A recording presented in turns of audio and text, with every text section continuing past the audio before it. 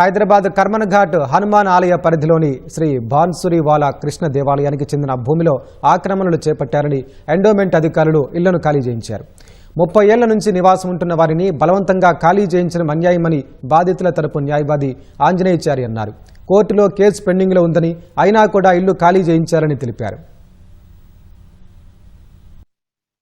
ఓఆర్సీకి సంబంధించి హైకోర్టులో writ appeal కూడా పెండింగ్ ఉంది. ఇవన్నీ ఉన్నా కూడా ఇవన్నీ వాళ్ళకి కన్సిడరేషన్ తీసుకొని చెప్పి పర్సనల్ గా పాపం అందరూ కమిషనర్ గారి కాళ్ళ మీద పడ్డారు, ఏడ్చారు ఆడవాళ్ళు.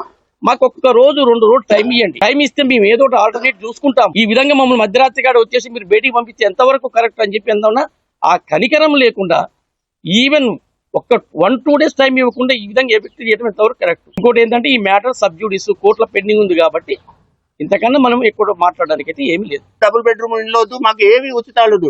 మేము డబ్బులు పోసుకున్న కొనుక్కున్న కష్టపడి కొనుక్కున్న ఇల్లు కష్టపడి కట్టుకున్న ఇల్లు మాకు ఇవ్వండి, మా దగ్గరికి రాకండి దయచేసి.